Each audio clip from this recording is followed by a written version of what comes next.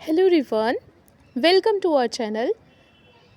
हम सॉल्व करवा रहे हैं सोशियोलॉजी के कुछ मोस्ट इम्पॉर्टेंट क्वेश्चन, जिसका ये पार्ट 2 है, जिसमें हमने अभी तक 25 क्वेश्चन सॉल्व किए थे। उसके आगे के प्रश्नों को हम सॉल्व करेंगे। पहला प्रश्न आपकी स्क्रीन पर है, अटल बिहारी बाल आरोग्य मिशन का उद्देश्य क्या है? अटल बिहारी बाल आरोग्य मिशन का उद्देश्य क्या है? ये सारे जो भी क्वेश्चंस आपको मिल रहे हैं, ये यूपी पीजीटी के लिए और यूपी एचएससी और उसके साथ साथ यूजीसी नेट के लिए बहुत इंपॉर्टेंट हैं। तो इन सारे क्वेश्चंस को अच्छे से सॉल्व करिएगा और वीडियो को पॉज करके जहाँ भी ज़रूरत हो स्क्रीनशॉट लेकर के आप उनके नोट्स भी ले सकते हैं। तो अटल बिहारी बाल आरोग्य मिशन का उद्देश्य क्या है? राज्य के बच्चों में कुपोषण को रोकना और 5 वर्ष तक के बच्चों की मृत्यु दर को कम करना, या फिर 6 वर्ष तक के बच्चों में अत्यधिक गरीबी और भुखमरी को ख़त्म करना, बीपीएल परिवारों के 14 वर्ष तक के बच्चों को राशन उपलब्ध कराना, या फिर प्रमुख संक्रामक रोगों के खिलाफ 5 साल तक के बच्चों को टीकाकरण प्रदान करना। तो ये आसान सा प्रश्न है, अटल बिहारी बाल आरोग्य मिशन का उद्देश्य क्या है?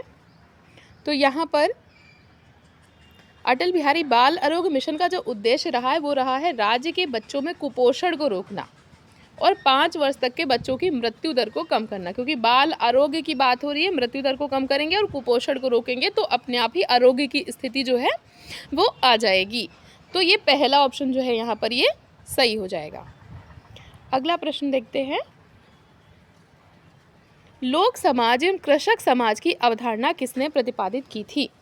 लोक समाज एवं कृषक समाज की अवधारणा किसने प्रतिपादित की है? आप इंग्लिश में देखना चाहें तो concept of folk society and peasant society.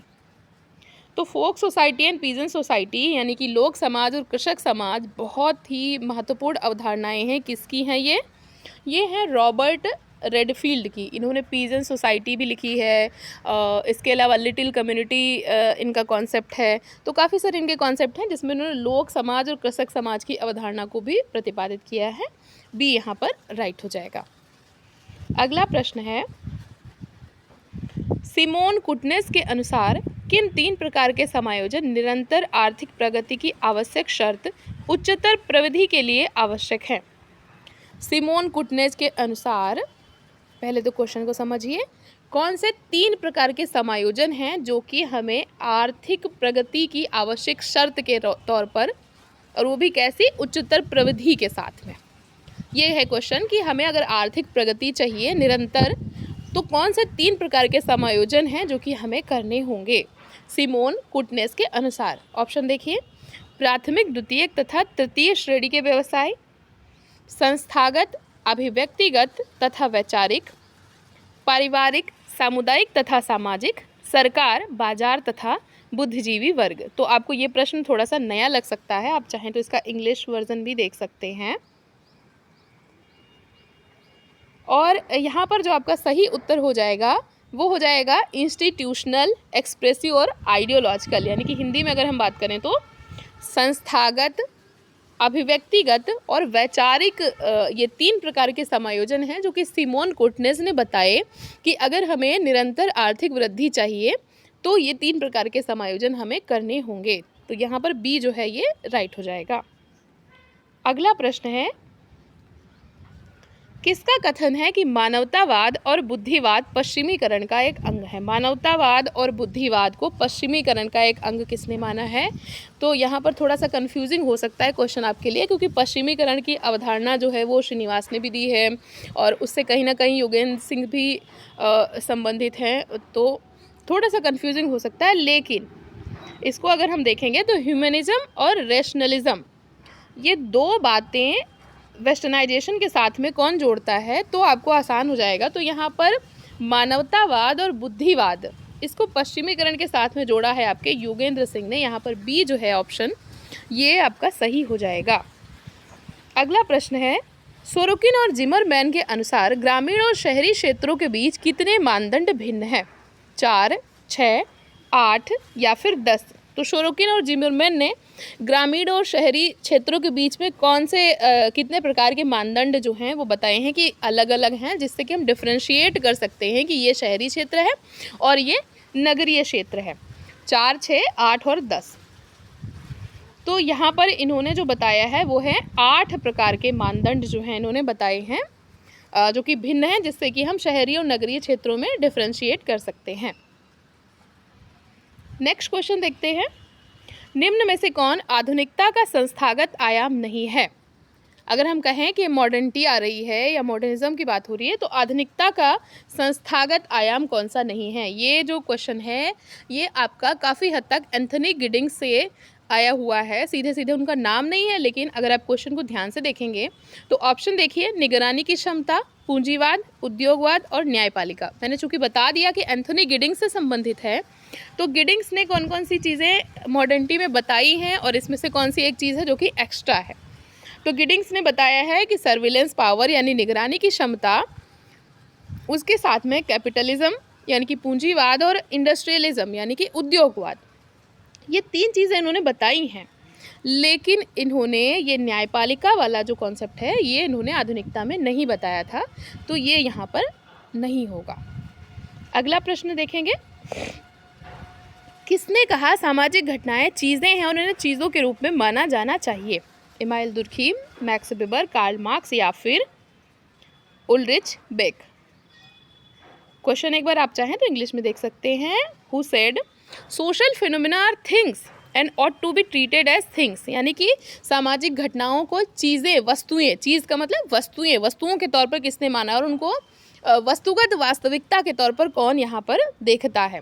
तो देखिए, अगर आपने दुर्खीम को थोड़ा ठीक से पढ़ा होगा तो दुर्खीम क्या कहते हैं कि सामाजिक घटनाओं को हम वस्तु के तौर पर देखेंगे तभी तो हम उनको ऑब्जेक्टिवली उनको एग्जामिन कर सकते हैं, यानी कि हम वस्तुनिष्ठता के साथ में उनका अध्ययन कर पाएंगे। तो सामाजिक घटनाओं को वस्तुएं मानने की बात कौन करता है? सबसे पहले इमाइल दुर्खीम करते हैं। तो यहाँ पर जो ए ऑप्शन है ये हो जाएगा आपका सही। अगला प्रश्न है, किसने कहा है शक्ति व्यवस्था का झुकाव उन समूहों के पक्ष में होता है जो गांव के लोगों की आर्थिक अपेक्षाओं को पूरा करते हैं? आप ऑप्शन एक बार देख लीजिए, Yogendra Singh, M N. Srinivas, T K. Oommen, K M. Kapadia. तो यहाँ पर शक्ति व्यवस्था का झुकाव उन समूह के पक्ष में होता है जो गांव के लोगों की आर्थिक अपेक्षाओं को पूरा करते हैं।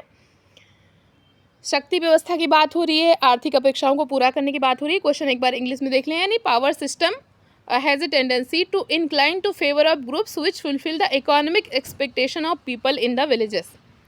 तो यहाँ पर जो आपका सही उत्तर हो जाएगा, शक्ति व्यवस्था की बात हो रही है, इकोनॉमिक फुलफिलमेंट की बात हो रही है, योगेंद्र सिंह यहाँ पर जो हैं ये राइट हो जाएंगे। कोटेशन जो भी हों इनको नोट कर लिया करिए, क्योंकि कोटेशन बहुत ज़्यादा फंसाते हैं, स्पेशली यूपी पीजीटी के एग्ज़ाम में, और यूपीएचएससी में भी कई बार इस तरीके के कोटेशन पूछ लेता है। तो जब भी कोई कोटेशन मिलता है उनको या तो स्क्रीनशॉट लेके रख लीजिए या फिर नोट कर लीजिए।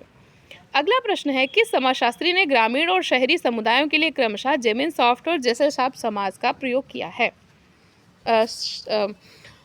Max Weber, Ferdinand Tonnies, Georg Simmel और लुइस विर्थ। तो इनमें से कौन सा समाजशास्त्री है जिसने रूरल और अर्बन सोसाइटी के लिए जेमिन सॉफ्ट और जेसल सॉफ्ट शब्द जो है यूज़ किया है? आसान सा प्रश्न है, मेरे ख्याल से ये आप लोग को आ जाएगा।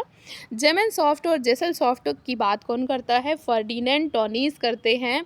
जेमिन सॉफ्ट इन्होंने बताया था कि समुदाय की विशेषताओं वाला होता है, जेसल सॉफ्ट जो होता है वो समिति की विशेषताओं वाला होता है, और समिति जो है वो इन्होंने शहरी समुदाय के लिए यूज़ किया था। जेमिन सॉफ्ट ये इन्होंने ग्रामीण समुदाय के लिए प्रयोग किया था। यहाँ पर बी ऑप्शन जो है आपका सही हो जाएगा। अगला प्रश्न देखते हैं, कौन सी सामूहिक सौदेबाजी की विशेषता नहीं है? द्विपक्षीय, स्थिर प्रक्रिया, गणतांत्रिक प्रक्रिया या फिर व्यापार अनुबंध। तो सामूहिक सौदेबाजी में इसमें से क्या चीज़ नहीं आती है? सामूहिक सौदेबाजी को इंग्लिश में बोलते हैं कलेक्टिव बार्गेनिंग, और इसमें से क्या चीज़ है जो कि सामूहिक सौदेबाजी में नहीं आएगी? तो देखिए, दो पक्ष तो होने चाहिए तभी सामूहिक सौदेबाजी हो पाएगी। गणतांत्रिक प्रक्रिया बिल्कुल होती है और एक अनुबंध भी होता है, लेकिन ये एक स्थिर प्रक्रिया नहीं है। ठीक, तो यहाँ पर जो बी ऑप्शन आपका है, बी स्थिर प्रक्रिया, ये नहीं है। अगला प्रश्न, ईस्ट इंडिया कंपनी कॉलेज हैलिबरी में माल्थस की नियुक्ति की गई थी जिसको कहा जाता था centre of political economy, centre of economics and higher studies, training centre for the officers recruited, या फिर centre of political economy and history. तो माल्थस की जहाँ पर नियुक्ति की गई थी ईस्ट इंडिया कंपनी कॉलेज में, उसको कहा जाता था training centre for the officers recruited.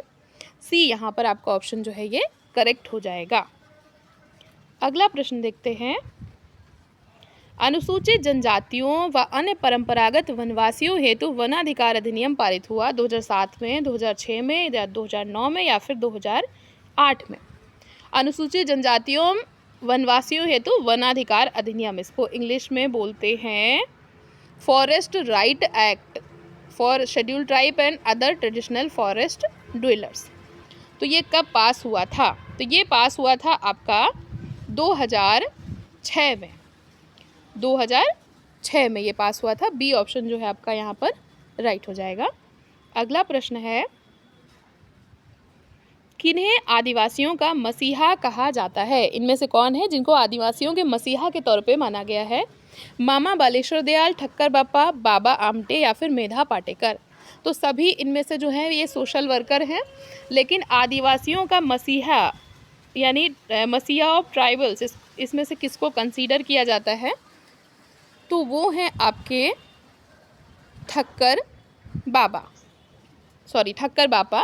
तो ये हैं जिनको आदिवासियों का मसीहा माना जाता है, क्योंकि ये बहुत फेमस सोशल वर्कर रहे हैं जिन्होंने ट्राइबल अपलिफ्टिंग यानी कि आदिवासियों के जीवन को उनमें सुधार करने के लिए बहुत ज़्यादा प्रयास किया है। इसके साथ ही इन्होंने छुआछूत का काफ़ी ज़्यादा भेदभाव किया है। भेदभाव जो समाज में छुआछूत के आधार पे होता रहा है उसका भी इन्होंने विरोध किया है काफ़ी ज़्यादा। तो ये बहुत फेमस एक सोशल वर्कर रहे हैं और इन्होंने जनजातियों के लिए बहुत ज़्यादा चीज़ें करी हैं, आदिवासियों के लिए बहुत ज़्यादा उनके जीवन को अपलिफ्ट करने के लिए काफ़ी सारी चीज़ें की हैं, इसलिए इनको आदिवासियों का मसीहा कहा जाता है। बी यहाँ पर ऑप्शन जो है ये सही हो जाएगा। अगला प्रश्न, एस.सी. दुबे ने किस पुस्तक में लिखा? ये यहाँ पर याद होना चाहिए, ये याद रखना आवश्यक है कि भारतीय जनसंख्या का बड़ा हिस्सा अलग अलग मात्रा में नस्लीय मिश्रण का प्रतिनिधित्व करता है। तो पुस्तकों के नाम है और इन्होंने किस बुक में ये बात बोली है कि भारतीय जनसंख्या का बड़ा हिस्सा अलग अलग मात्रा में नस्लीय मिश्रण का प्रतिनिधित्व करता है। पहली बुक है इंडियन विलेज, दूसरी है इंडियन सोसाइटी, तीसरी है इंडियाज चेंजिंग विलेज और फोर्थ है द कमार। तो इन्होंने ये जो कोटेशन है ये बोला है इंडियन सोसाइटी में भारतीय जनसंख्या का बड़ा हिस्सा अलग अलग मात्रा में नस्लीय मिश्रण का प्रतिनिधित्व करता है। एस.सी. दुबे ने ये कोटेशन बोला है इंडियन सोसाइटी में। बी ऑप्शन जो है यहाँ पर सही हो जाएगा। अगला प्रश्न है, सामाजिक रूप से स्थापित काम करने के तरीकों को क्या कहा जाता है? संस्था, समिति, मानदंड या फिर मूल्य? तो सामाजिक रूप से यानी socially established way of doing things are called institution, association, norms और वैल्यूज़। तो देखिए सोशली एस्टेब्लिश हो चुकी हैं यानी स्थापित हो चुकी हैं, मतलब उनको समाज ने पूरी तरीके से मान्यता दे दी है, उनको आप तोड़ मरोड़ नहीं सकते हैं। तो ऐसी चीज़ों को हम कहेंगे संस्था। ठीक है, काम करने के मानक की बात होती तो मानदंड हो जाता, अच्छाई बुराई यानी कि जो कार्य हो रहा है वो अच्छा है या बुरा है ये कौन बताता है, तो वो वैल्यू बताते हैं। और समिति तो व्यक्तियों का समूह है जो कि क्या है कि अस्थायी समूह होता है। तो ये नहीं होगा यहाँ पर, स्थापित काम करने के तरीके तो संस्था हो जाएगा। तो ये थे आज के क्वेश्चंस आपको कैसे लगे, वीडियो आपको कैसे लगी कमेंट करके ज़रूर बताइएगा। आपकी कुछ क्वेरीज़ आ रही हैं यूपी पीजीटी और यूपीएचएससी की प्रिपरेशन को लेकर के, तो जल्दी ही एक वीडियो में लेकर के आऊँगी। और तब तक के लिए ऐसे ही पढ़ते रहिए, अपने गोल की तरफ आगे बढ़ते रहिए। वीडियो देखने के लिए थैंक यू सो मच।